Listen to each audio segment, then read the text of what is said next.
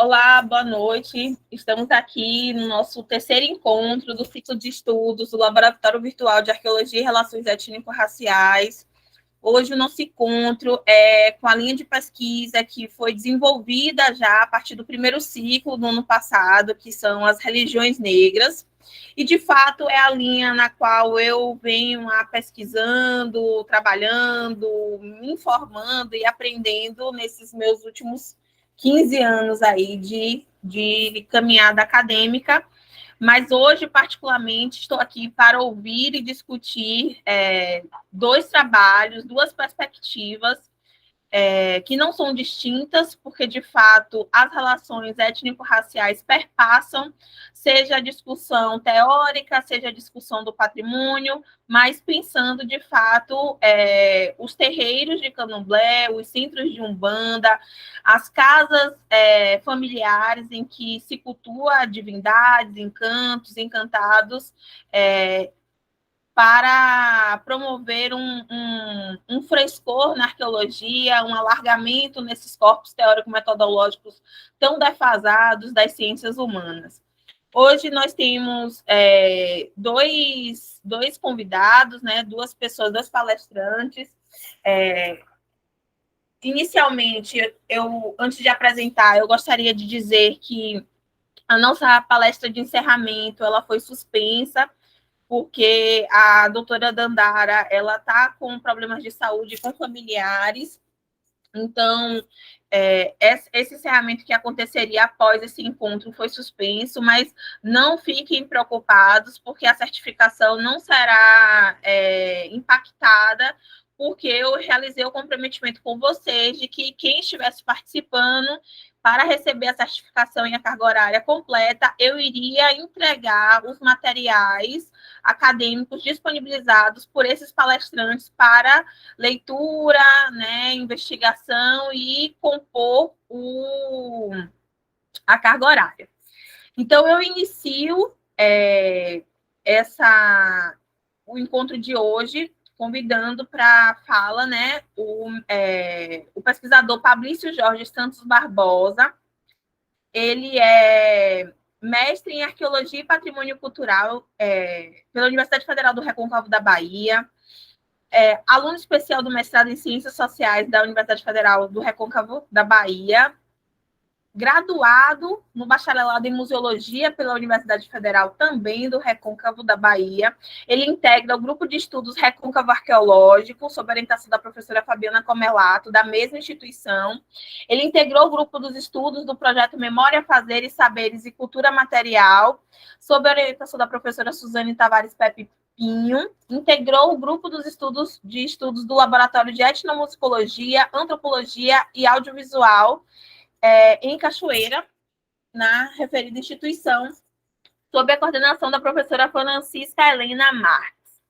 Então, eu convido e estou bem atenta e bem feliz de poder ouvir, acho que pela segunda vez, porque eu vi uma apresentação de Fabrício naqueles encontros que a Universidade Federal do Recôncavo da Bahia promoveu no processo da pandemia, mas não havia defendido, né? E agora ele está aqui como mestre. Então, Fabrício, por favor, a fala é sua. A gente está pensando mais ou menos aí uns 15, 20 minutos. Você apresenta como você desejar apresentar. Eu vou ficar atenta a algumas categorias, alguns pontos que venham a ser interessante para problematizar um pouco, e a gente dá prosseguimento para a segunda fala, e é isso, é um compacto, mas tenho certeza que vai ser bastante denso. Pronto, com você. Boa noite, Luciana. Primeiramente, peço licença aos mais velhos, aos mais novos, aos nossos ancestrais, para poder estar falando em nome, né, dessa entidade que a gente muito respeita, lá do Exu, a Agô Bandageira, para a gente poder falar, né, de Exu, mesmo que sendo dentro do universo da Umbanda. A gente está acostumado muito com o Exu africano, o Exu que atravessou o Atlântico e que veio com os terreiros, né, de Queto, de Angola, de Jeje, essas nações mais populares dentro do nosso universo afro-brasileiro. Mas querendo dizer também que dentro disso tudo existe uma Umbanda hoje, uma Umbanda que não é aquela Umbanda mais, né, que foi criada e forjada no começo do século XX, mas uma Umbanda que agrega-se, né, a cada movimento de sua sociedade, de suas culturas, e cada vez mais se, se enrijece, se contempla, enfim, e engrandece, porque eu querendo rapidamente, não preste muita atenção nisso, mas é que eu vou falando muito ao mesmo tempo, muita coisa, mas a gente vai se entendendo.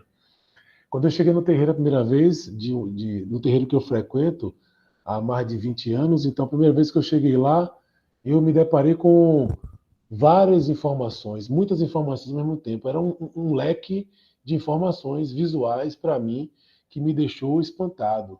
Porque a gente vinha de algumas leituras, né, apesar de não ser filho de santo na época, do candomblé e tal, aquela coisa que os franceses vinham para cá, que estudavam e tal, não sei o quê.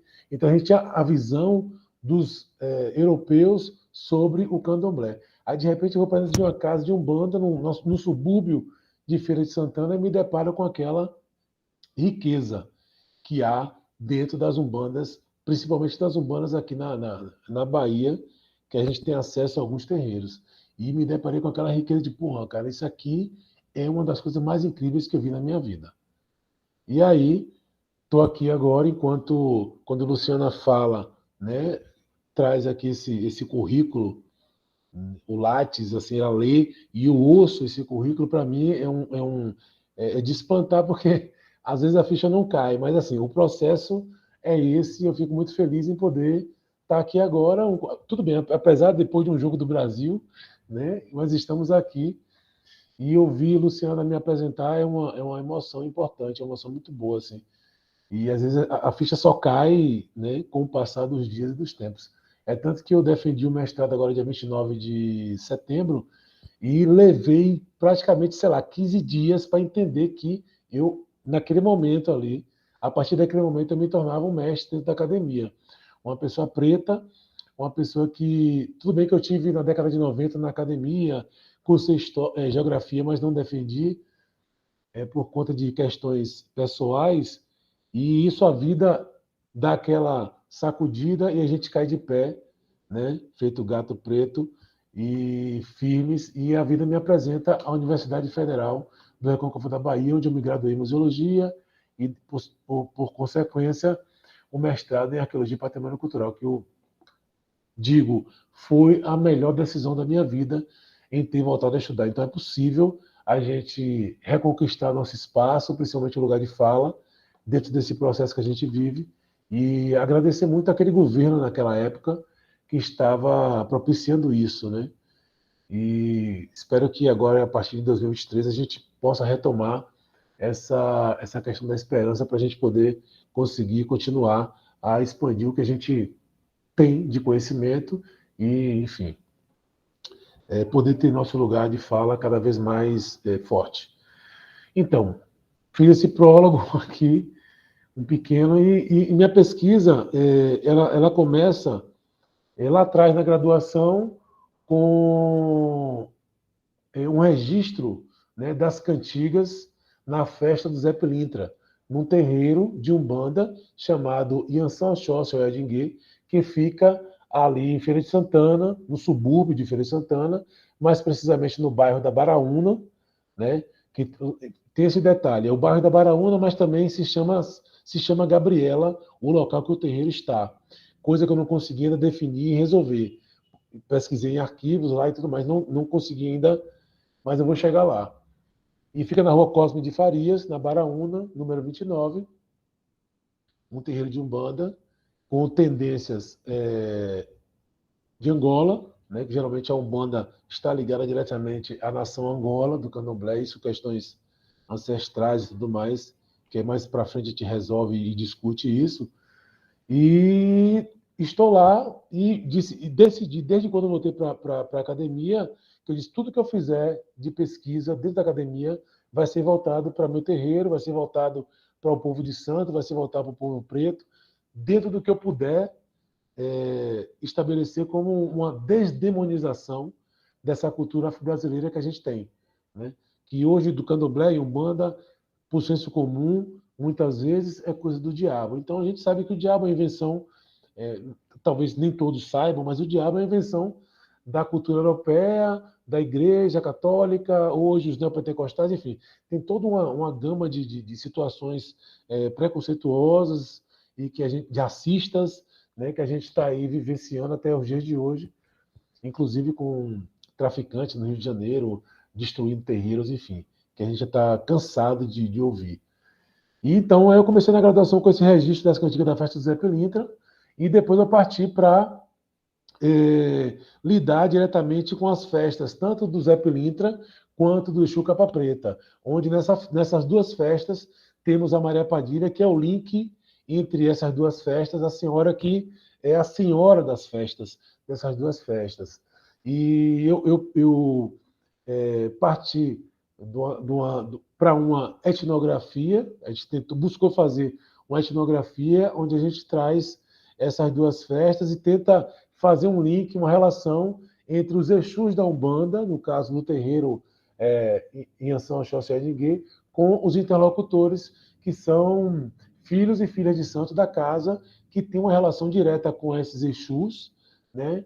E os seus trabalhos, suas atividades laborais marginais. Então, o nome do trabalho, da pesquisa, hoje é o Exu e as memórias marginais de um samba na Umbanda em Feira de Santana. Então, meio que eu tento fazer esse link entre as representações desses Exus, das pessoas e suas atividades laborais, como uma questão marginal total. Então, tanto o Exu como as pessoas que eu entrevistei e suas atividades laborais, sociais, elas são marginais. Marginais, demonizadas, excluídas, né, silenciadas, e eu tentei fazer esse link. E nisso eu posso tentar aqui apresentar, com licença, né, Luciana? Rapidamente, a minha... Foi a mesma apresentação que eu fiz na defesa.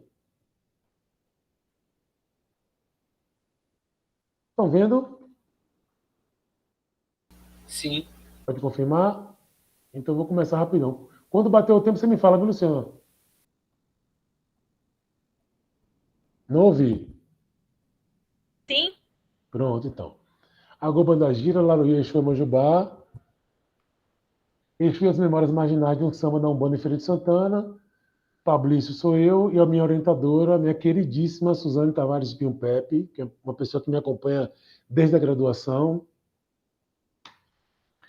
O resumo da dissertação é um objetivo de apresentar as representações sociais que compõem o imaginário da comunidade de terreiro, como eu falei aqui mais cedo, onde eu tento fazer esse link entre o Zé Pilintra, Maria Padilha e Chico Capa Preta e os interlocutores, que alguns deles e delas que eu tive um maior contato e maior aproximação para poder contribuir com a pesquisa. Claro que a gente precisa de muito mais, né, para a gente poder experimentar, mas naquele momento da pesquisa, o que nos é apresentado é o que é possível trazer para dentro. E a gente segue nesse processo. Fiz o sumário, onde a introdução, o capítulo 1, Convite de Exu, o capítulo 2, A Boca do Mundo, o capítulo 3, que é um dos que eu mais gosto, assim, que é Exu sou eu, elas e eles, imagem e semelhança. Que, para mim, eu não tento convencer vocês de que mas eu tento dizer o que eu acredito que todos nós aqui nessa sala, acho que acredito 11, 12 pessoas, cada um de nós aqui somos um Exu. Um Exu, um Exua, porque sem Exu não tem movimento, sem Exu não tem vida. Então, cada um de nós carrega essa energia que movimenta. Esse aqui é o terreiro Yansan Oxóssi. Esse é meu babalorixá, o pai de santo, né? o Valdomiro Oliveira, o Val, está aqui à esquerda nessa foto com a festa do Zé Pilintra, o início da festa do Zé Pilintra, e à direita é o dia da confirmação, da minha confirmação, lá no Parque São Bartolomeu, em Salvador. Sou filho de Oxóssi. Então, ao meu ver, a construção de um legado através das escritas acadêmicas contribui para a manutenção das memórias e o incentivo a futuros pesquisadores, filhos e filhos de santo, que queiram se espelhar nessas produções e dar continuidade ao trabalho de preservação de uma história, muitas vezes nunca contada da porta para fora. Escolhi trazer para a discussão as representações dos Exus do terreiro, a fim de relacioná-las com as pessoas comuns, filhos e filhos de santos, analisando-as em um dado momento como imagem e semelhança. Então, é aquela coisa, né? A importância da gente trazer a memória de quem está ali no dia a dia, porque não adianta a gente trabalhar patrimônio, simplesmente o patrimônio arquitetônico, né? Mas existe o patrimônio vivo, o patrimônio que a gente carrega com as nossas memórias. Esse, para mim, é o maior patrimônio da nossa existência, né? E eu falo aqui do foco, né, mais uma vez, da pesquisa, o que é. Eu trago aqui também algumas imagens dos Exu, de Exu, né? São fotos de livros que eu tenho. Uma primeira foto à esquerda é uma foto de PRVG, do livro de PRVG. Né? Segundo PRVG, é uma imagem do vestimenta da década de 40, né? Uma imagem de Exu. Né? Inclusive, eu apresentei outro dia, uma pessoa contestou que era um inquice. Enfim, são representações dentro desse campo, dessa cosmologia afro-brasileira. A segunda foto é uma foto de uma escultura de Mário Cravo, também no livro de PRVG, o livro Orixás. A terceira foto é a foto do livro Exu, um deus afro-atlântico do Brasil, de Wagner Gonçalves da Silva, que inclusive foi a pessoa que estava na banca para avaliar o trabalho. E ele traz aqui nessa página vários Exus da Umbanda, né? Inclusive tem o Exu Capa Preta logo acima à direita. E essa foto à direita acima é um assentamento que eu mesmo fiz aqui em casa. E tem uma escultura de mimo, que é esse Exu maior que está aí representado com um chifre, um charuto e um falo, né, bem expressivo. E abaixo, de branco, Zé Pilintra, no meio uma Maria Padilha, e logo mais à direita, um Exu Capa Preta. Né?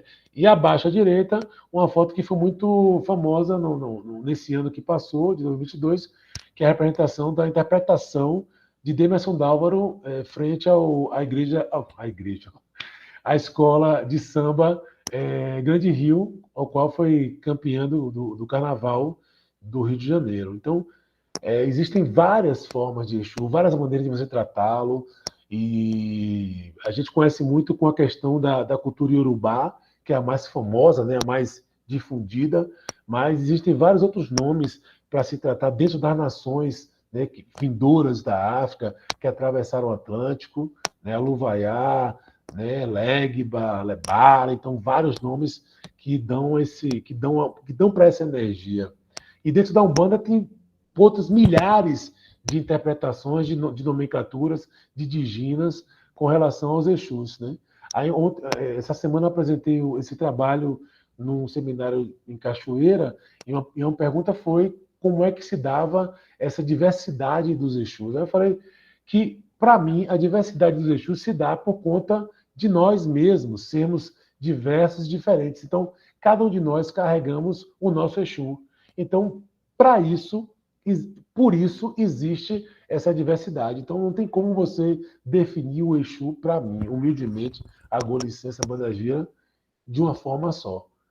Né? Consta nos autos aí que ele foi dividido em milhares de pedaços e ele ocupa cada espaço possível nesse nosso universo, nesse nosso campo cosmológico, cosmogânico, enfim. E o convite de Exu é o primeiro capítulo, onde eu trato da etnografia de esquerda, caminhos metodológicos, a esquerda dos Exus, a esquerda como pensamento social, contra o preconceito e o racismo religioso. Então, é um capítulo onde eu trato humildemente dessa questão esquerdista, porque os Exus na Umbanda fazem parte da linha da esquerda. Né? Então, eu trago também um pensamento de esquerda dentro desse primeiro capítulo, que é um pensamento, de certa forma, revolucionário, não querendo ser militante, como muitas vezes foi me questionado quando eu estava escrevendo, mas um pensamento de esquerda, um pensamento na tentativa de ser plural, né? Que a partir disso aí também eu comecei a trilhar pela questão decolonial da coisa, nesse primeiro momento, sabendo que eu vou poder ampliar isso no futuro trabalho.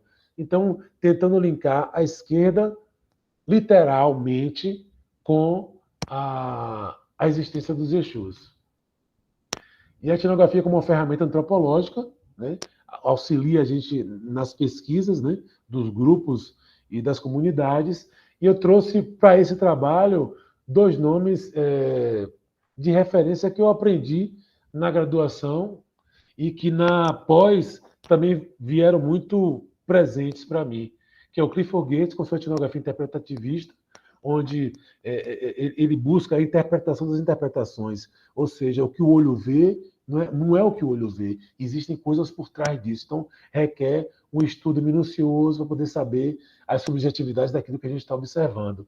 E o Bronislaw Malinowski, com sua etnografia participativa e os imponderáveis da vida real. Por mais que você esteja ali dia a dia, pesquisando, tentando ser invisível o máximo possível para adquirir informação na comunidade, acontecem circunstâncias, momentos que só quem vai estar presente ali vai perceber e entender que não é só aquilo também que você vê. Então, eu tentei fazer esse link entre esses 2 nomes aí. Claro que, humildemente, em um pequeno momento. Claro que a gente sabe que isso pode se ampliar muito mais. E o José Jorge Carvalho, eu já estava com essa ideia do olhar marginal sobre a pesquisa, e ele me traz essa perspectiva do pensamento pós-colonial e decolonial.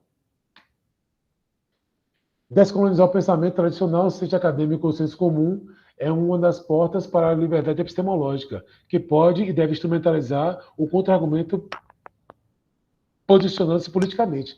Então, não adianta a gente fazer uma pesquisa, ao meu ver, seja ela na graduação, na pós, acadêmica, sem ter um pensamento voltado, né, político, de contraponto ao que a gente vem vivendo, né? Eu vou ter que falar rápido, porque eu sei que o tempo é curto, e eu trago aqui nessa foto 3 das matriarcas do nosso humilde terreiro, que é a Dona Nalva, que está à esquerda, que é a mãe do Babalorixá, Dona Tunga, uma das entrevistadas nossas, uma senhora incrível, guerreira fortíssima, né, e Dona Dico. E essa coisa dos Exus tem a coisa do escravo, né? Que quando a própria festa do Zé Pilintra é tida lá em casa como a festa dos escravos. E quando se fala de escravo, a gente lembra dos momentos mais nefastos da história do povo preto vindo para aqui, né? Sequestrado da África, violentado, assassinados, enfim, a gente sabe muito bem do que se trata. Mas só que os escravos, os Exus do terreiro, eles se intitulam escravos, antes de mais nada, porque eles servem aos orixás. Isso, palavras deles, em conversa que a gente tem. E que eles se sentem muito felizes em poder estar realizando o trabalho para essas entidades. Porque existem os orixás e existem os Exus, né? Esses que eu cito, e mais Tranca-Rua, enfim, vários outros aí, que trabalham, que botam a mão na massa para fazer, concretizar essa relação entre eu, por exemplo, você e os orixás. Está precisando de resolver alguma demanda? Você pede ao seu orixá. Mas quem vai botar a mão na massa vão ser esses Exus. Aí eu trago aqui fotos, algumas fotos das festas, né? Tanto da festa do Zé Pilintra como a festa do Capa Preta. A festa do Zé Pilintra acontece em novembro, né? Do mês de novembro, mês dos mortos, onde a igreja também, né, comemora, de uma certa forma, entre aspas, o mês dos mortos. E a festa do Exu Capa Preta acontece geralmente em janeiro. Quer dizer, acontece em janeiro, mas nessa pesquisa aqui, ela aconteceu em março, por conta da pandemia, que teve que mudar, enfim, por conta das questões sanitárias. Eu estou ouvindo aqui o bip, mas eu não estou vendo, viu? O bip é para dizer que você pode já dar uma segurada para eu fazer as intervenções, as colocações, e aí você continua falando, para a gente quebrar esse protocolo de uma fala seguida. Então, tá? então tá, porque quando der o bip, eu já sei que vai parar. Aí eu dei o bip, eu já posso já comentar sua fala? Por favor. Então vamos lá, deixa eu deslocar esse. É que eu não consigo botar ver. perto de você. Cadê eu, gente? Aqui. Pronto. Então, algumas questões já que você comentou, eu gostaria de pontuar. Por favor. A gente trata, de fato, que é um projeto para o Departamento de Arqueologia, para os estudantes de arqueologia. Eu sei que você é mestre na linha, né, na linha de pesquisa de patrimônio, e muitos estudantes de arqueologia acabam desenvolvendo os seus trabalhos para a temática do patrimônio, seja o patrimônio arqueológico, seja o patrimônio cultural. Hoje está emergindo de forma considerável uma arqueologia industrial voltada para o patrimônio valorativo, né, as estradas férreas. Também tem a questão do patrimônio vivo.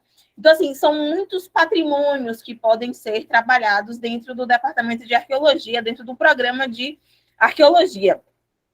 E, de fato, eu queria fazer uma pergunta para você, Fabrício, que é o seguinte: você saiu, você se tirou? Ah, você voltou. Estou aqui. A pergunta é para você, não vou dar a linha, não, meu negócio é contigo. Assim, são duas questões que eu penso quando você fala. A primeira, quando você fala, esse é um trabalho de esquerda, esse é um trabalho sobre a margem, esse trabalho é marginal. Uhum. E me veio, assim, você citou o interpretativismo, mas me veio o estruturalismo, já que você está aí no lugar da antropologia, que é quando se pensa que a margem ela é estrutural. Isso, sim, na minha, quando eu ouvi isso pela primeira vez, isso foi de uma mudança epistêmica na minha cabeça. Foi até a professora Miriam Rabelo, ela é QED também, confirmada já há bons anos, e quando ela diz que a margem é estrutural, começa as coisas fazerem sentido na minha cabeça, porque a margem não assume mais esse lugar mesmo assim de algo externo ao conteúdo, né? Algo que está na borda ou que está fora de uma integração, mas a própria margem ela é estrutural porque o lugar de margem tem um papel, tem uma função, tem uma identidade. E aí, pensando nesse aparato teórico para voltar-se para a materialidade, voltar-se para o terreiro de Umbanda, voltar-se para as entidades, para os Exus, e você tinha falado também que começou o seu trabalho com as cantigas, né, com as músicas, com as rezas.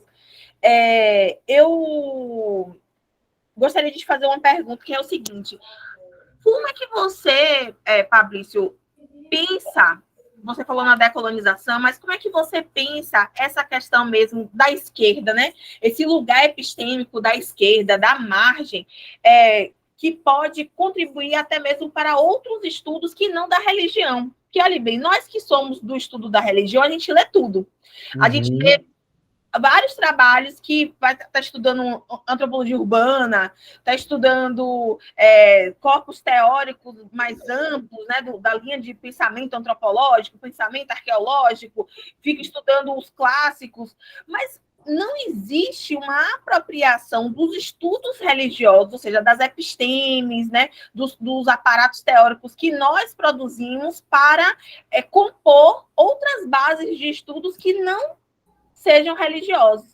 Então, assim, quando você fala da esquerda, eu fico pensando, meu Deus, dentro da perspectiva étnico-racial, o seu trabalho, né, esse lugar de falar da esquerda de Exu, mas da esquerda também com uma discussão política, da esquerda, e aí eu até complementando, eu sou do candomblé, mas durante muitos anos, na minha infância, eu convivi, cresci, aprendi dentro de um terreiro umbandista do senhor Ogum, aqui na Cajazeiras, em Salvador. E a minha mãe, os caboclos da minha mãe trabalharam lá por mais de 30 anos. Até hoje, né, por mais que elas tenham se tornado Yalorixá, ela frequenta a Umbanda.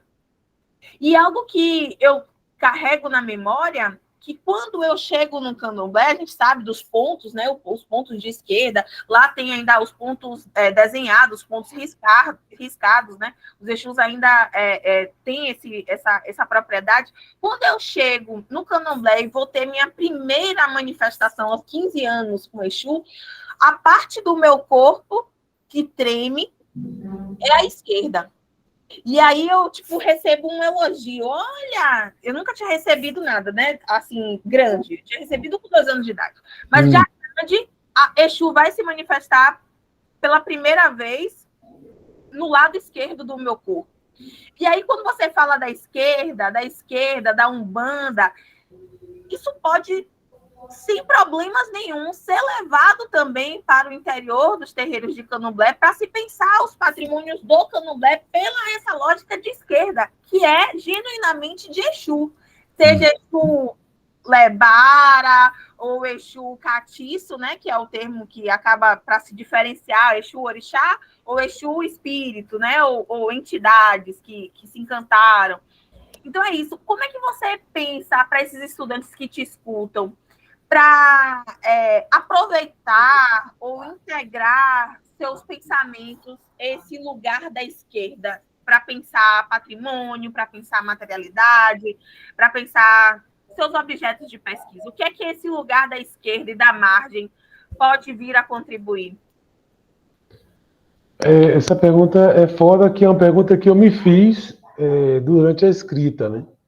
Porque eu vinha na sequência, mesmo dentro da graduação, quando a gente vai, como eu sou da museologia, e a museologia ela começa na Europa, como boa parte, né, da nossa história, da ciência, ela vem da Europa, porque nós nunca tivemos possibilidade de sermos quem realmente nós éramos, né? A importância que nós tínhamos foi sempre silenciada. Então, os europeus, eles sempre chegaram na frente por conta do poder bélico, o poder de ocupação de território. Então, isso segue-se dentro da bibliografia. Então, me incomodava muito na museologia, a priori, ter que ler textos simplesmente dos cânones europeus, estando em 2014, na época, coisa de 20, 30, até né, século XIX, para poder entender a museologia. Aquilo me incomodava, mas eu sabia que era necessário. Mesma coisa na hora que eu vou entrar nessa questão, entre aspas, antropológica da coisa, né? Já que eu estou me esgueirando nisso aí, sobre as pessoas que trabalhavam a escrita do candomblé, principalmente, né? Brancos europeus, né? A gente tem vários nomes aí, nomes importantes até, não vou dizer que não são importantes, mas são importantes. Mas eu dizia, porra, eu estou vendo essa galera escrevendo sobre os terreiros, principalmente os terreiros da Bahia, onde eles entenderam a força que tinha a nossa materialidade, a nossa cultura, só que não tinha ninguém capaz de colocar aquilo, quer dizer, capaz, eu digo, não tinha ninguém habilitado, né, academicamente para trazer aquilo para o papel. A gente não se preocupava com isso. A gente simplesmente vivia. Então os caras tiveram um saque e tipo, pô, vamos para o Brasil, olha que coisa mais linda aqui. Vamos transformar isso aqui em ciência. Aí tem Roger Bastide, tem né, vários outros nomes aí. Pierre Verger, inclusive, é uma das referências fotográficas e antropológicas que contam a nossa história. Aí fica assim pensando, porra, por que não tem ninguém que da gente? Inclusive eu falei isso com uma pessoa, um dado momento, a pessoa até me interpretou mal. Aí eu queria, e ele tinha acabado de se tornar mestre pela UFBA, e eu mandei uma mensagem para ele, pô, bicho, eu queria ter seu trabalho porque eu não vejo ninguém da gente. Quando eu falei da gente, é o preto que escreve sobre preto e preta para poder referenciar nas escritas. Aí ele falou: ah, tem fulana de tal. Fulana de tal, um alemã que veio para aqui também escrever sobre os nossos ritos, nossas festividades, que é uma grande referência. Não julgo isso. Mas eu quero dizer assim, não tínhamos espaço. Hoje nós temos espaço, mesmo que ainda apertado, para poder escrever sobre nós. Então, a partir disso aí, é que entra a minha ideia do pensamento de esquerda. Né? E esse pensamento de esquerda é um pensamento revolucionário, ainda assim. Revolucionário que quer trazer uma nova epistemologia para dentro da nossa pesquisa. Muita gente já fala sobre isso. Né? Muita gente fala sobre racismo religioso, racismo, enfim. Inclusive, durante a graduação, um professor falou: ah, você vai falar no seu trabalho sobre racismo religioso. Muita gente já falou sobre isso. Ah, eu digo, mas eu não falei ainda. Eu preciso dar meu ponto de vista de onde eu estou. E muitos outros de nós, sejam homens, mulheres, enfim, não importa o gênero, também precisam falar do seu lugar. E nisso eu estou aqui falando, tentando da melhor maneira contribuir a partir de uma vivência que eu tenho, que é nesse terreiro de Umbanda ali no subúrbio de Feira de Santana. Então, esse pensamento de esquerda, ele vem justamente desse questionamento de uma nova episteme. A professora falou, inclusive o pessoal da banca, né? Essa nova antropologia de repensar a escrita com novas referências, com outro jeito de escrever, não tão duro como a gente está acostumado com a década de 60, 70, 80, enfim. Né? Então, tudo isso envolve. Então, eu quero dizer para o pessoal que está aqui que é possível a gente colocar para fora a nossa verdade, claro, baseado nas referências que tem que ser referenciadas, mas, por exemplo, na minha graduação e na dissertação, eu cito um amigo meu, um contemporâneo meu da Universidade de Feira de Santana, na época, Edmar Ferreira, que ele tem um trabalho importantíssimo sobre o candomblé, o poder do candomblé, na luta contra a discriminação e a violência policial sobre o candomblé. O cara é uma referência importante. E meu amigo, digo, como é que eu não vou citar Edmar Ferreira? Então, sabe, é possível, é palpável a gente trazer para dentro da nossa escrita o povo preto que está à nossa volta. Pessoas que vivenciam, que a gente vivencia, para poder construir essa nova escrita.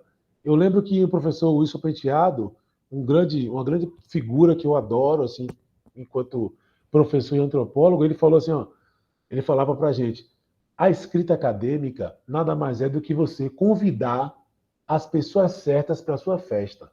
Você não precisa trazer qualquer pessoa para dentro da sua festa. Você tem que escolher as pessoas certas para a sua festa. E a nossa festa é a nossa escrita.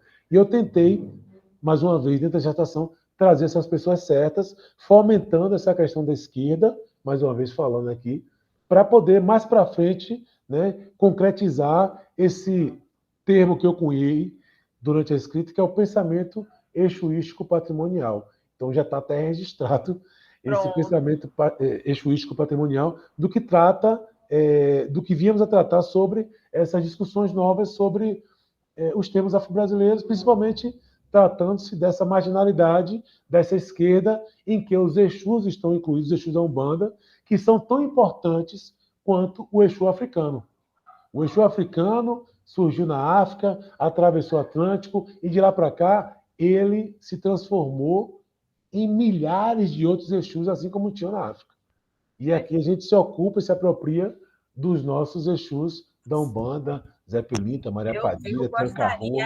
Assim, publicamente deixar registrado um convite para, no próximo ano, se você tiver interesse, compor o nosso grupo de pesquisa, que é Arqueologia da Diáspora Africana e Relações Étnico-Raciais. Eu mantenho a discussão étnico-racial, que é, de fato, a segunda pessoa a se apresentar, né, depois de você, que é o estudante e pesquisador Fernando Rosa de Jesus, que integra esse grupo de pesquisa, está fazendo parte também do projeto de pesquisa, né, que é a Arqueologia do Axé, que é isso também, né? Eu também registrei, está aí registrado. Eu estou até me arrepiando aqui com o convite.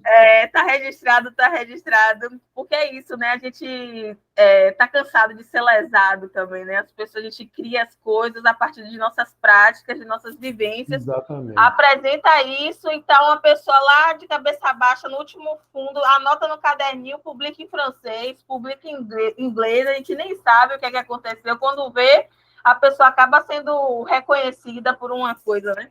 Mas é porque a gente não estava presente. Mas agora a gente está presente. Eu não quero negar nada do que foi escrito. Eu quero dizer que nós também podemos ocupar o espaço. Sim, devemos ocupar o espaço. E claro que políticas públicas para ocuparmos o espaço são necessárias.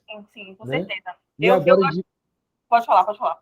E agora, daqui a 4 anos, a gente acredita que a gente possa restabelecer essas políticas públicas para que mais pessoas do Candomblé e da Umbanda possam falar sobre nós mesmos em questões diversas, sejam políticas, de culinária, enfim, tudo, né? Eu quero muito. Sim, você falou que se arrepiou, mas você não falou que vai. Vai? Tanto que eu vou, que eu queria até falar aqui, registrando, olhando para você, e quero deixar registrado que o primeiro contato que eu tive com Luciana foi na graduação, quando chegou para mim um texto que a professora Fabiana trouxe do Exu Submerso. Eu achei aquilo incrível. Eu digo, meu Deus, que onda é essa aqui? Aí, de repente, o Gustavo entra comigo no mestrado e eu começo a conversar com o Gustavo, minha esposa, aqui tá. Quem é? Meu Deus, Luciana, aquela minha. Aí estamos aqui agora. Então, Pois é. é tudo caminho, é tudo encruzilhada e viva Exu, né? E vive Exu, Laroê, Mojubá. Queremos Jubá.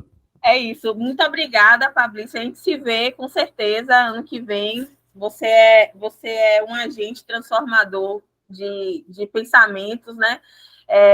Tem Rosa também, que está na minha trilha musical. Né, Rosa? Isso, Rosa. Rosa me salvou também nessa Bom, velho. pandemia. Incrível, incrível. Amei, amei. Bom. E é isso. Eu me despeço de você. Vou deslogar para poder chamar Fernando para falar. Por favor, se você puder, fique aqui com a gente. Tá Vou bom? ficar. Massa. Agradeço o convite, viu, gente? Obrigado aí. Espero ter Obrigada a podido você. contribuir. Então, Fernando, aqui estamos. Você também tem de 10 a 15 minutos. Se também falar menos, falou. Se quiser falar um pouquinho mais também, você pode falar. No mesmo processo, quando bater o horário, né, que a gente tem uma programação, eu vou fazer a zoadinha da mãozinha levantada. Então, mesmo que você não veja, você vai ouvir. E aí eu faço a intervenção, lhe coloco uma questão e a gente fica com esse gostinho para, quando voltar o semestre, continuar os trabalhos. Ansioso já. Ótimo. Posso começar?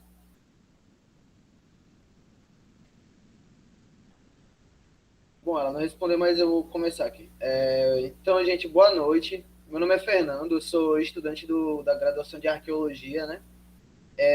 Comecei no período de 2021, no primeiro período, né? Terminei o meu terceiro período agora. A gente está aqui com o pezinho no quarto, né? Assim, desde já eu vou agradecer a Luciana pelo espaço, entendeu? A Luciana que tem sido orientadora incrível. Desde o primeiro semestre eu tenho falado com os meus colegas de classe que eu vou ser a pulguinha, ia ser a pulguinha da Luciana até ser orientando dela, e aí estamos, né? Muito feliz por estar compondo esse trabalho também, por estar participando. Eu tenho 25 anos, o Fabrício, ele estava falando, o Fabrício, na verdade, né? Desculpa, o Fabrício, ele estava falando que deu uma olhada nas minhas redes. Eu sou músico também, também faço parte da militância dos movimentos sociais como o MLB, sou morador de ocupação aqui da cidade de Aracaju. Muito orgulho por compor essas lutas, né? Tá nessas trincheiras, e tá convivendo, né? Convivendo com a sociedade, assim, que é menosprezada pelas classes mais ricas, né? Juntar junto com o proletário é renovador, sabe? E é uma das coisas que eu penso, assim, para a arqueologia também, fazer esse tipo de inclusão, fazer esse tipo de trabalho, né?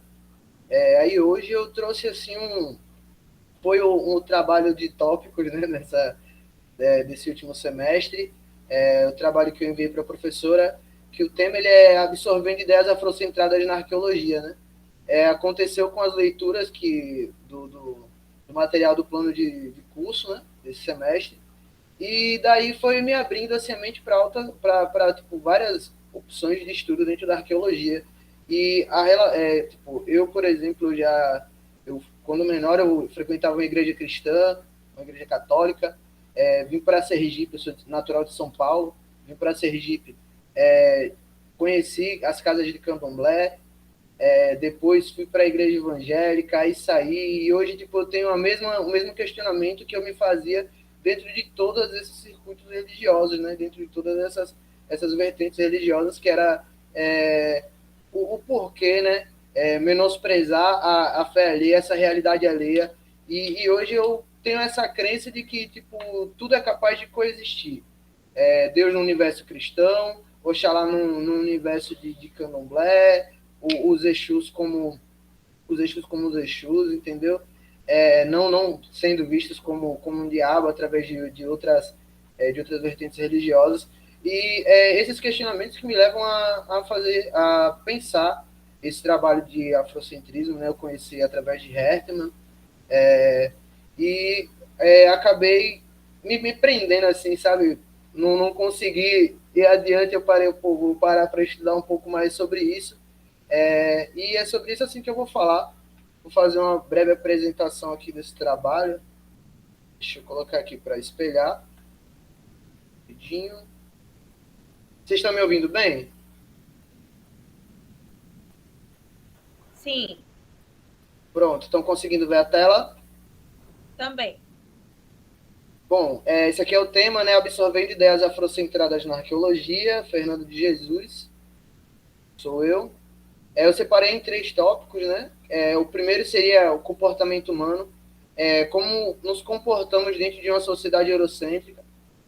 A resposta para mim, quando eu estava colocando, montando esses slides, já me vem logo à cabeça, né? Tipo, é uma resposta, claro, né? Tipo, como a gente se comporta dentro de uma sociedade eurocêntrica, tipo, da forma com que a nossa sociedade existe, né? Como ela funciona, quais são as engrenagens religiosas, quais são as engrenagens acadêmicas, como é que a gente foi, por exemplo, o Brasil, ele é um país foi colonizado por Portugal, né? Então não tem como a gente pegar e dizer que nós não temos esses resquícios, que nós não temos essa parte eurocêntrica, essa parte de Portugal dentro da gente. É uma coisa que a gente nunca vai conseguir se desvincular, né? E o pensamento afrocentrista,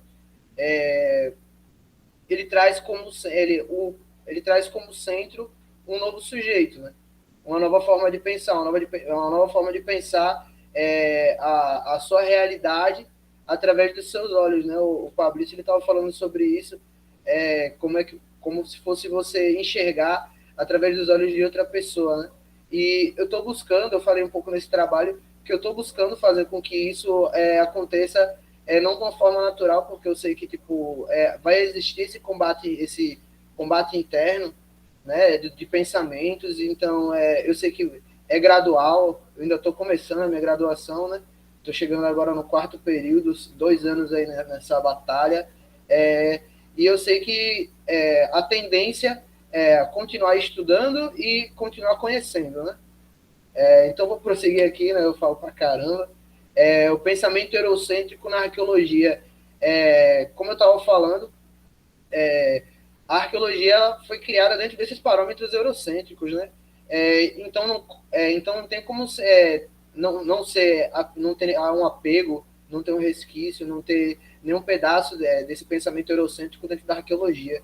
E é o que Hertman fala. Ele fala que, por exemplo, a arqueologia ela nasce num contexto colonialista, e esses mesmos ideais colonialistas eles ainda fazem parte dessa mesma construção de pensamento, né? E a ideia seria tipo, se desvincular, mesmo que em partículas, mesmo que em parcelas, desse tipo de pensamento, trazendo novos entendimentos e traduções daquilo que a gente está pesquisando, né? Aqui eu coloquei a não aceitação social da existência. Na verdade, foi um erro que eu tinha cometido, e depois eu parei, pô, isso aqui não é um erro, sabe? Porque a não aceitação social de realidades paralelas acontece, mas a não aceitação dessa existência ainda é mais agravante do que isso, porque você deslegitimar uma outra realidade, deslegitimar uma outra forma de se enxergar a realidade. Por exemplo, eu estava conversando com a minha namorada hoje, que ela também é de arqueologia, e ela me ajuda muito nesse tipo de debate, né? Porque daí eu falo uma coisa, ela fala outra por cima, e a gente vai construindo esse tipo de pensamento, esse tipo de diálogo, e me bate umas coisas assim na cabeça de, por exemplo, a gente entrar no território indígena e querer que eles acreditem que, por exemplo, as coisas, ou não, na verdade nós, né, enxergar as materialidades deles através do nosso pensar, tipo uma pedra, uma árvore para a gente, tipo, é a árvore que vira folha de papel, ou a pedra que é só uma pedra, um obstáculo no meio do caminho, e eles têm esse espaço de pensamento onde pode ser qualquer coisa, né? E, tipo, a Luciana falou isso no primeiro semestre, e uma coisa que eu fico martelando assim na cabeça, que é o fato de que a gente dentro da arqueologia deve enxergar as materialidades, mas não nomear, não dar um nome para essa materialidade, né? Sem antes saber do que se trata, em que contexto ela está inserida, né? O comportamento humano ocidental como a problemática da construção de narrativas arqueológicas, o ideal do colonialismo utilizado como metodologia de identificação. Era justamente sobre isso aqui que eu estava falando agora há pouco, né? Sobre como esse pensamento colonialista ele ainda é existente dentro das práticas arqueológicas e tipo quais são as problemáticas que são causadas através desse tipo quando a gente aplica essa metodologia, sabe? Existem N problemáticas, eu vou falar um pouco mais sobre isso aqui para frente. Eu trouxe uma referência de Hartmann, arqueologia como consideramos, uma ciência ocidental moderna, precisa se descolonizar. Ela surge colonial e conserva colonialidades, seja na teoria como na prática. Aí aqui, causas e efeitos na sociedade, né? Seriam essas problemáticas. O primeiro é um campo de entendimento raso, são diferentes perguntas e a mesma forma de traduzir, a mesma forma de responder, através de uma perspectiva eurocêntrica, ela não abre espaço para novas narrativas, ela não abre espaço para novos tipos de pensamento. Hartmann também fala no texto que a ciência ela se trata como um ser superior perante os outros entendimentos, né? A presença da ação colonialista fincada na tradução das culturas. Esse resquício que eu estava falando desde o primeiro slide, sobre tipo, como que a gente vai entender, como é que a gente vai tratar essas culturas, né, a partir de determinadas metodologias. O Fabrício também falou sobre isso aqui, que seria a marginalização de grupos sociais, né? Aquilo que não é eurocêntrico é marginalizado naturalmente, né? E a gente vê que certas situações como essa, que eram reprisadas no passado de outra forma, como a escravatura, como as relações de poder, sabe? Como é que eles demonstravam poder sobre os escravos, tipo, se vocês fugirem, vocês vão ser achibatados, ou vão ser perseguidos e mortos, sua família vai ser dispersada, você não vai mais estar aqui dentro junto com seus filhos. Então, todas essas formas eram formas de tortura psicológica que a gente vê que não são efetuadas da mesma forma, certo? Porém, existem novas vertentes dessa mesma violência, né? No ano passado, como eu estava falando, sou morador de ocupação, né, ocupação urbana. No ano passado, a gente teve uma reintegração de posse violenta. Era um prédio que ele aceitava moradores de rua, tirava as pessoas que estavam, tipo, que não tinham onde morar, que dormiam em papelão, e não só isso, fazia com que essas pessoas retomassem um espaço na sociedade que o próprio Estado lhes negava, né? Por exemplo, a gente tinha pessoas que são formadas, a gente tem pessoas aqui na ocupação que é mestre de obra, mas não tem um espaço de trabalho, a cor da pele, a sua opção sexual, a pessoa com que você é, onde você mora, sabe? E a gente vê esse tipo de ação, né, de violência se espalhada de uma forma totalmente assim, em grande escala, né? E em diversas formas de ataques, tanto esses ataques, por exemplo, a Constituição, os ataques às mulheres, os ataques aos negros, e são tipos de violência que são reprisadas, que evoluem, infelizmente, elas crescem de uma forma assim que a gente não tem esse controle, e esse tipo de pensamento eurocêntrico ressalta essa relação do racismo estrutural. Toda produção que não atende aos interesses eurocêntricos é marginalizada, né? Nogueira, também estava lendo Nogueira, ele fala bastante também sobre essa relação de como entender a afrocentricidade, né, através do o que é a afrocentricidade dentro do pensamento acadêmico. Outra problemática, né, é a descredibilização do discurso do sujeito e desconsiderando locais de fala importantes para a construção de identidade, né? Essa relação de centralizar um pensamento ver através dos olhos daquele grupo social, buscar entender esse... Opa! Pode falar, professora. 5 minutos para você já começar a montar uma finalização de apresentação. Pronto, tudo bem. Como eu estava falando, essa relação desse pensamento eurocêntrico, a forma de tratar as outras sociedades, né, a forma de caracterizar eles através do próprio pensamento, ele acaba apagando, né, extinguindo, distanciando os povos de suas tradições, afastamento dos povos de suas tradições e apropriação cultural, né? Aqui tem mais uma citação, que é: a ciência tem determinado quem pode saber e quem não pode, quem pode falar e quem não pode, quem pode ensinar e quem não pode, também de Hertmann. Como eu estava explicando, falando sobre essa relação de que a ciência se sentindo superior às outras formas de interpretar e de enxergar essas novas realidades, né, essas diferentes realidades. Esse terceiro e último tópico, que é a tradução de realidades, né? Entender a ideia do pensamento afrocentrado, que seria como se fossem passos, na verdade, né, que eu estou meio que tomando para mim, para assim, para continuar, né, crescendo dentro desse pensamento, para voltar às minhas pesquisas, já que eu quero trabalhar com as religiões de matriz africana, quero trabalhar com santos, quero conhecer mais sobre o trabalho também dos Exus, como o Pablo estava explicando, é um campo muito grande assim de pesquisa, mas antes da gente entrar dentro de um terreiro, antes da gente colocar os olhos assim pregados num artigo, acho que a gente tem que, antes disso, procurar pensar um pouco mais em como que essas coisas funcionam através daquela própria realidade, né? Através dessa própria perspectiva. Então eu separei assim mais ou menos como se fossem uns pontinhos assim, né?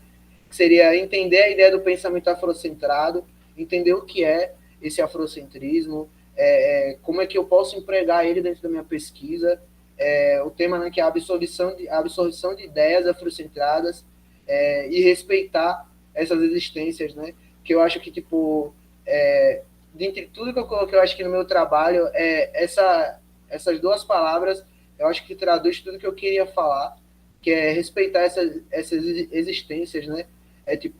Não menosprezar, não diminuir essas existências, essas realidades, essas perspectivas, né? Entender através das próprias cosmologias. Aí aqui tem essa citação de Nogueira, que ele está falando sobre o termo afrocentrado, né?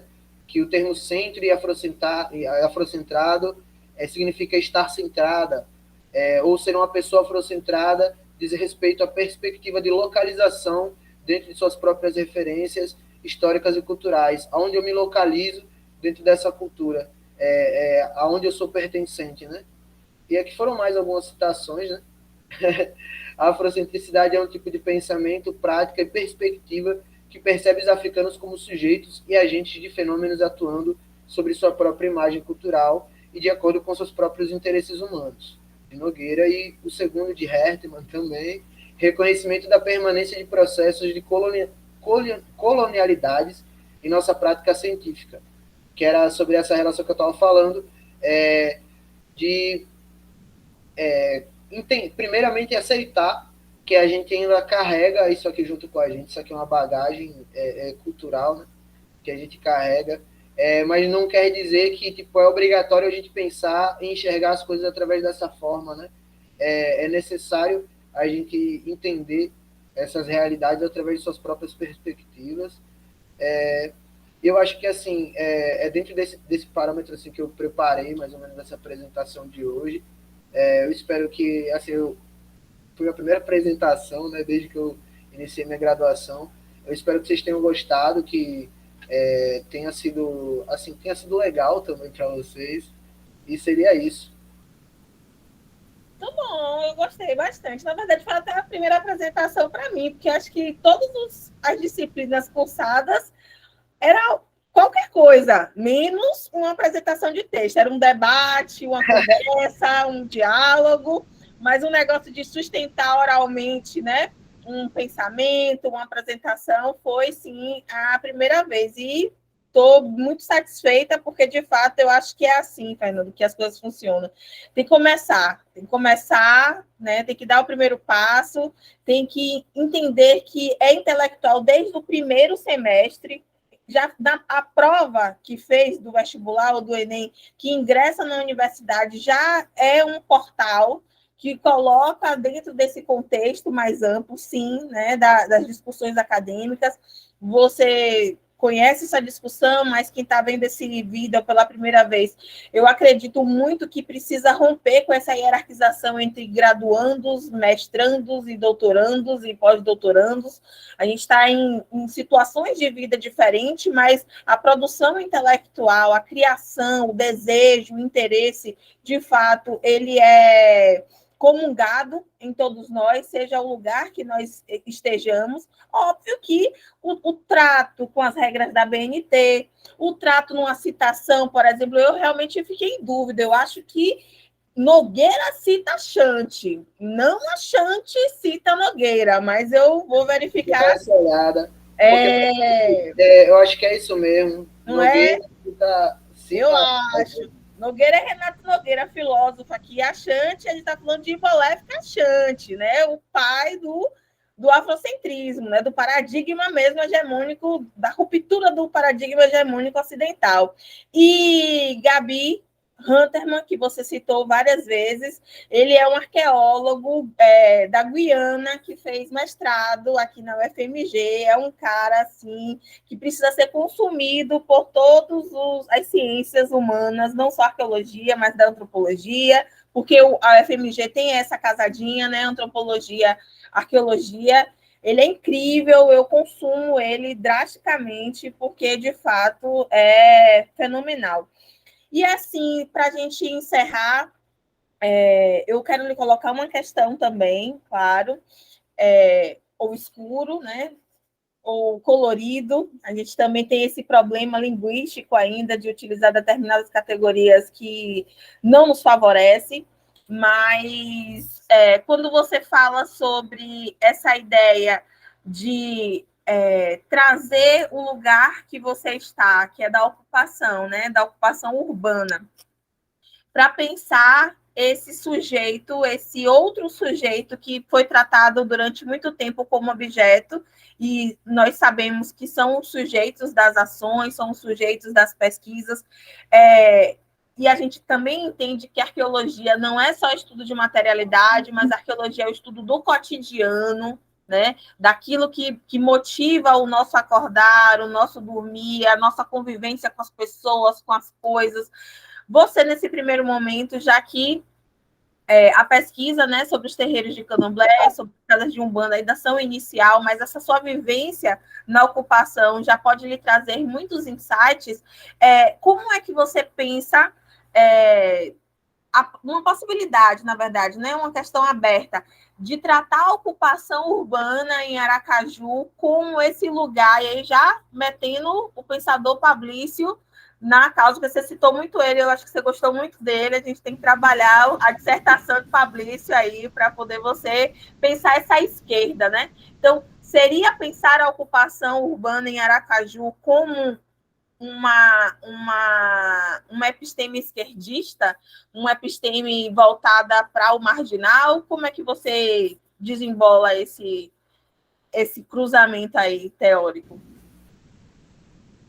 Então, assim, ao primeiro momento, eu acho que, por exemplo, um dos grandes problemas que a gente tem é essa relação de auto-identificação, né? Como é que você auto-se identifica?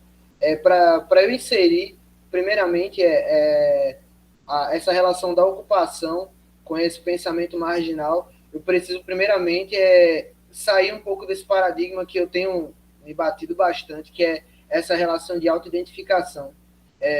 Eu tenho uma mãe negra de pele mais clara, eu não conheço meu pai, mas minha mãe fala que meu pai é branco, Aí minha mãe fala que tem irmãos indígenas, ela tem irmãos que são requintos.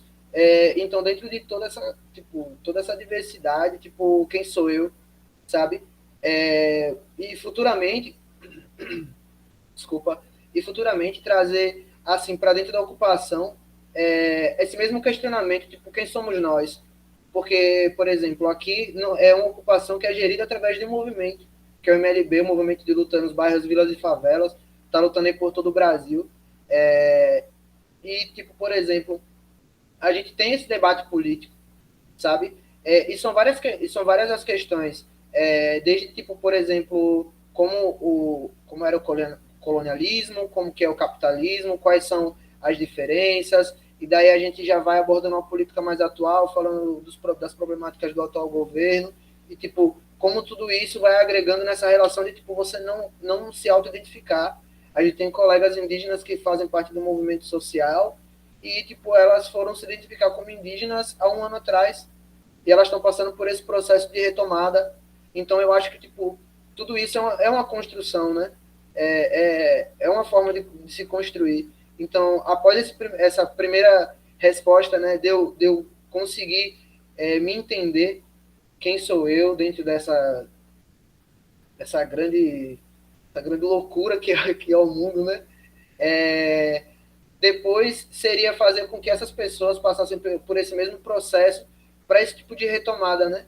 Para, tipo, entender como essa relação colonialista, como essa relação eurocentrista ainda permanece na gente e, tipo, o que isso causa, né? Socialmente, tipo, por exemplo, o trabalho da Luciana, tem um dos trabalhos da Luciana que eu li, que estava falando sobre...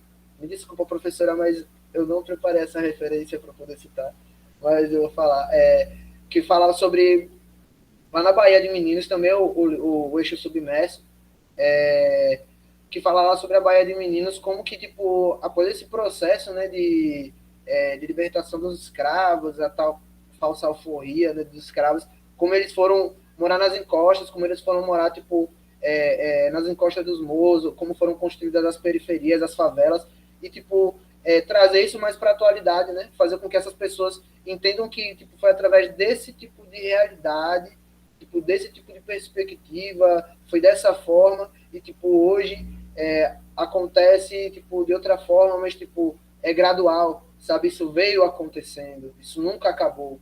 Tipo, eu acho que seria mais ou menos isso, professor. E aí, agora, deixa eu te falar. Eu agora gostaria de chamar Fabrício para comentar a sua colocação. Porque, enquanto homem preto, Fabrício, que é uma fala e é um lugar que você traz para a sua escrita, traz para o seu posicionamento acadêmico, e a gente sabe que necessariamente isso não é uma regra, existem diversos intelectuais pretos e pretas que não reivindicam as discussões raciais para a sua escrita, e tudo bem também, né? A gente não vai tentar criar vamos dizer assim, um tribunal para dizer quem está certo ou quem está errado sobre as suas experiências, né, raciais, mas quando se trata e quando se quer reivindicar, né, a autoidentificação, o que você fala para esses outros corpos que não são pretos, mas que também não se identificam enquanto brancos? Eles têm um lugar para contribuir com essa escrita decolonial? Porra, Luciana, aí você quer me apertar sem me abraçar.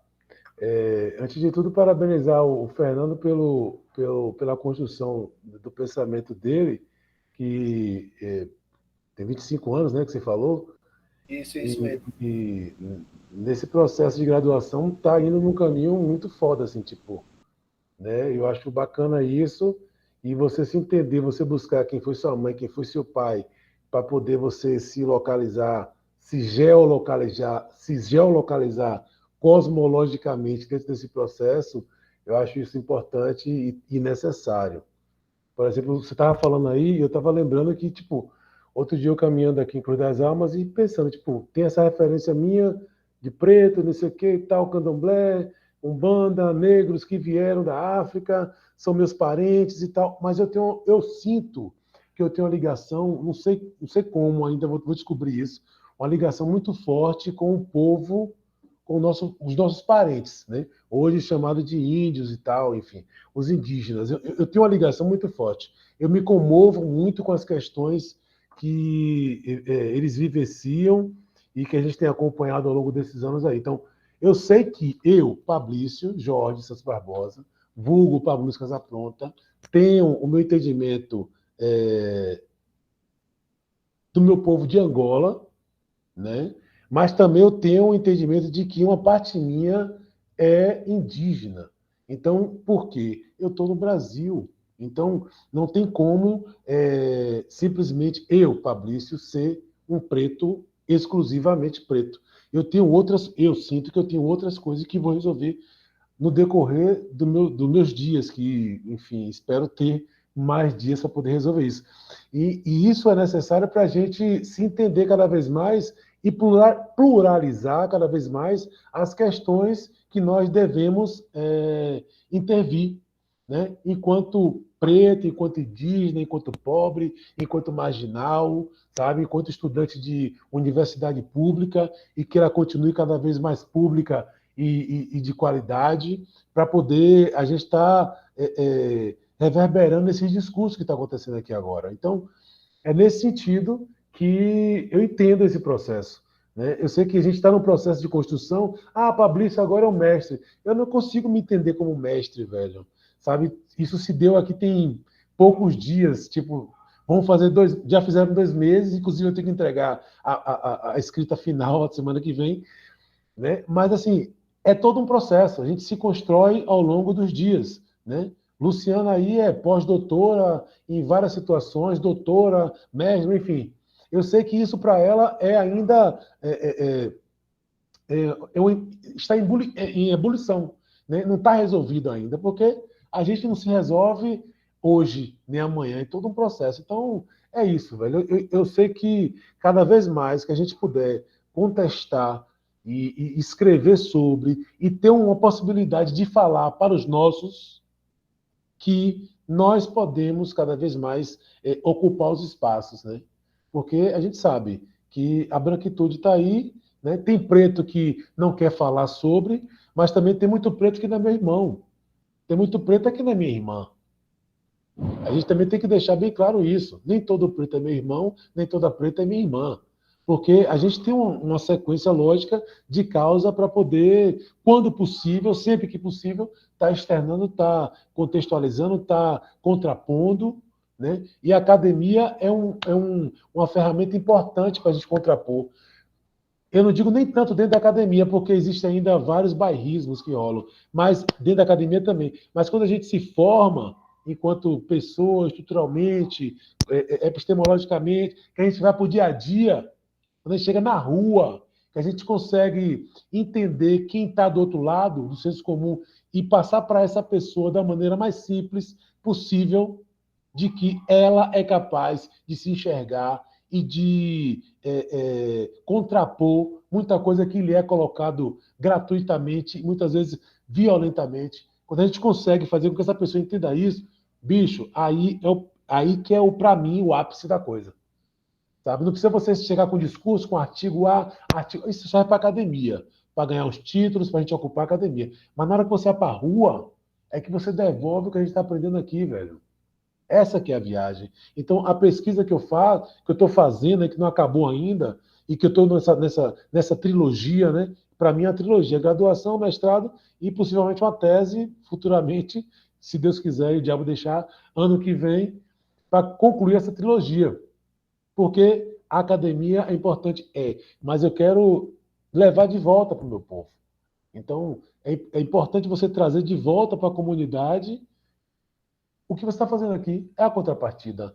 Eu acho que é o mínimo. E quando você vai para o dia a dia, conversar com o vendedor de cerveja, o cara que vende o queijo, o caixa do supermercado, o guardador de carro, sabe, o policial, o músico, a prostituta.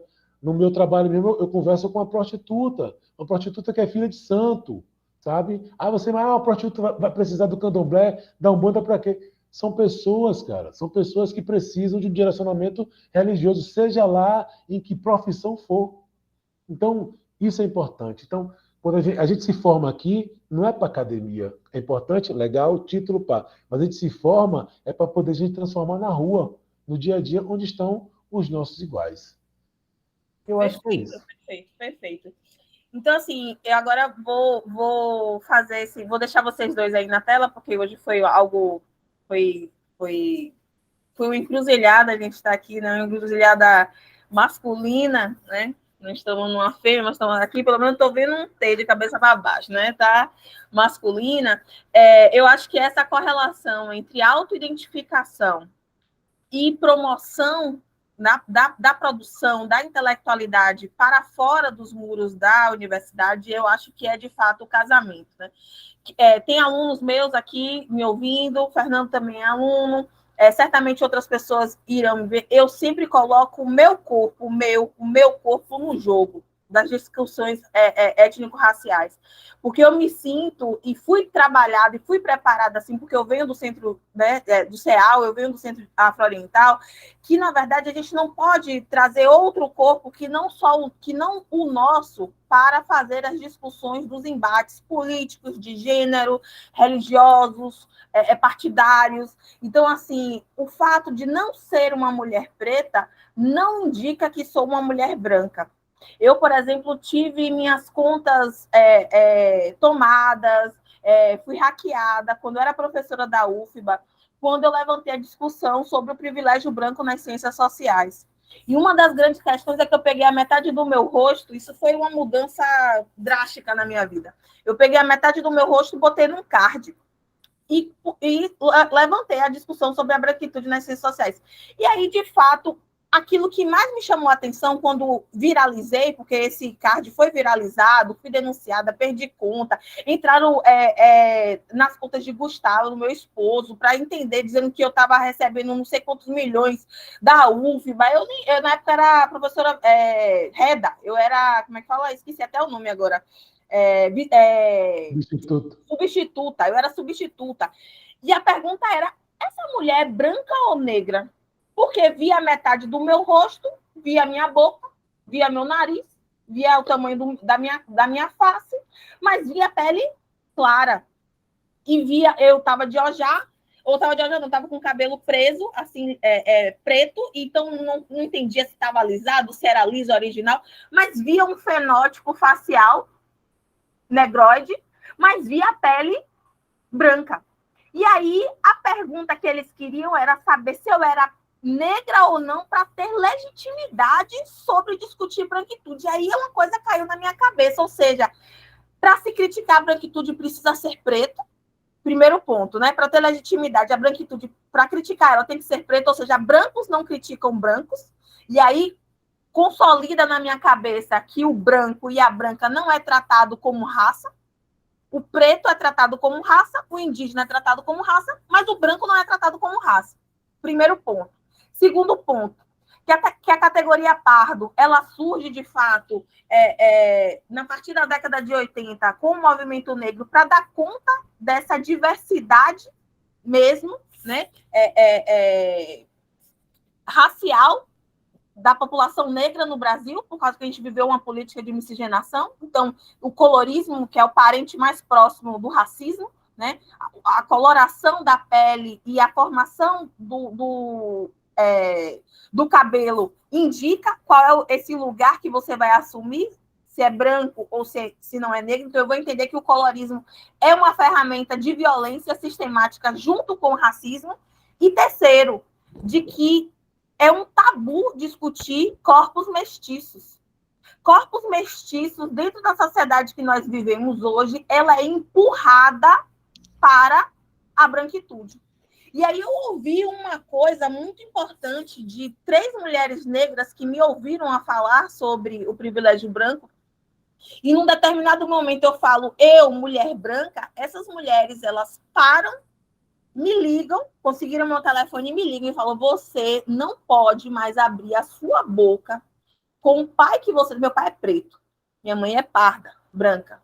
Mas você, mesmo com a cor da sua pele, o lugar que você fala não pode ser da branquitude. Então, você não pode endossar a branquitude porque você socialmente é lida como branca. E aí, na minha cabeça, vira uma chave. Por quê? Porque eu fui educada e formada para entender que a gente tem que ser eticamente consciente e tem que ser moralmente, né, ético, ou seja, não assumir cota, não tomar o lugar da população preta retinta que está na base da pirâmide. Então, assim, a gente entende que não pode assumir o lugar do preto e da preta, mas também a gente precisa entender, com um corpus como o meu, que assumir o lugar da branquitude é reforçar essa ideia de que eles são mais do que nós somos. Então, eu tenho um corpo paterno que me fez, que é preto, eu tenho um corpo materno que é pardo ou socialmente branco, tenho eu que tenho este corpo que tem fenótipos negroides, mas que tem uma pele clara, e o cabelo indígena da minha avó, que ela é iguaí, né? Diferentemente de você, eu tenho uma relação territorial com a minha avó paterna, ela é iguaí, do extremo sul da Bahia, mas eu fui criada no centro urbano. E aí, quando o Fernando fala, eu tenho que me encontrar, eu tento me encontrar até hoje. Eu fui aceita no Negrark, né, que é a rede de arqueologia negra, que está fazendo uma revolução nesse país, e tenho certeza que vai avançar cada vez mais, por eu perceber que, por exemplo, corpos que na Bahia são lidos como brancos, mas são amazônicos. Está na Amazônia, então tem a pele mais amorenada, usando a bibliografia clássica, tem cabelo liso. E aí eu ficava, meu Deus, então não é só o binômio pele preta retinta e cabelo crespo que compõe a negritude. Então, assim, de fato, é algo que a gente precisa discutir. Por isso que eu crio esse projeto. Porque as relações étnico-raciais não podem ser um tabu. Seja para contribuir com a equidade racial, né? A UFES, por exemplo, vive um problema hoje, né?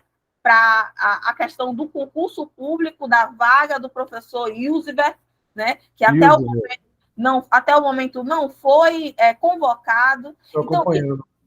Pois é, isso tudo por quê? Porque não se discute relações étnico-raciais. Existem vários corpos mestiços que querem realmente contribuir com a agenda, a pauta, as propriedades intelectuais negras e indígenas, mas a branquitude, em pleno 2022, continua dizendo: você é branco. Viva como branco. Eu vou dizer para aqueles que querem me ouvir que, se você tem no seu corpo algum marco ou uma marca que você não é branco, por favor, que foi quando o Fernando começou a falar dele assim, dizendo: a gente vai ter que conviver com isso, né, com o eurocentrismo. Fernando, eu discordo. Certa vez eu ouvi que a gente precisa matar todos os dias o branco que a gente carrega dentro de si. E essa morte, ela pode começar através da propriedade intelectual, das escolhas epistêmicas, do modo de agir, do modo de se comportar.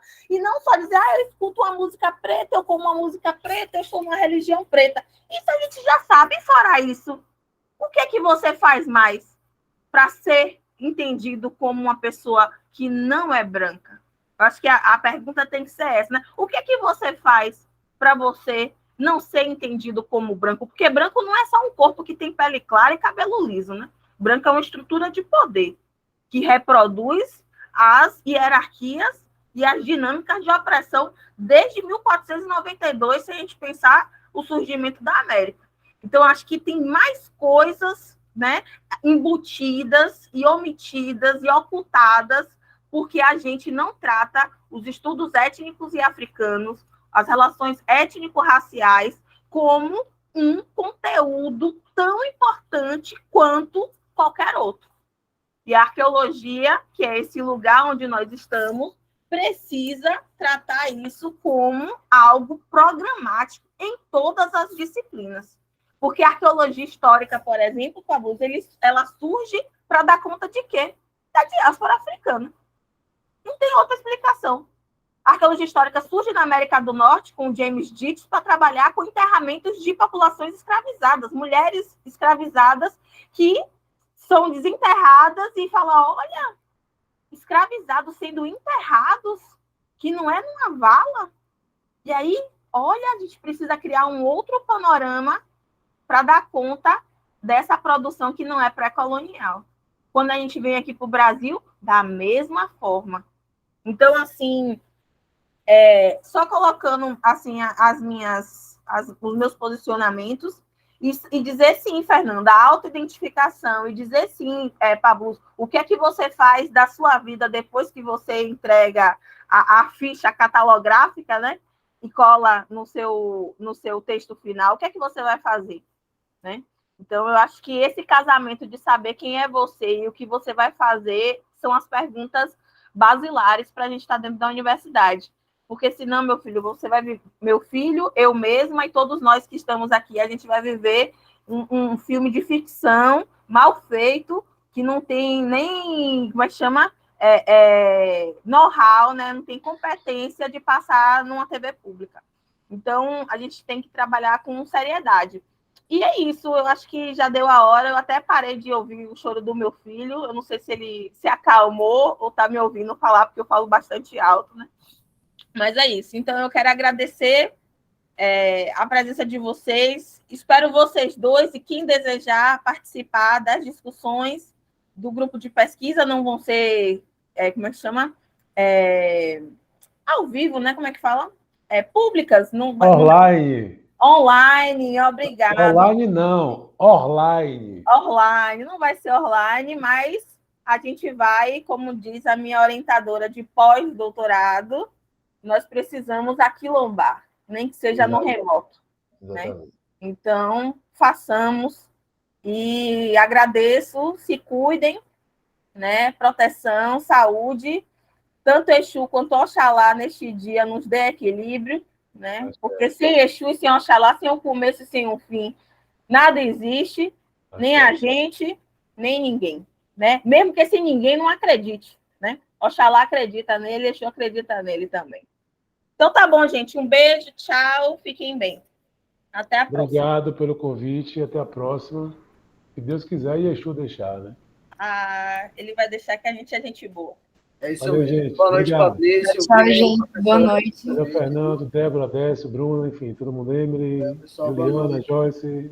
Beijo grande. Beijo, boa noite.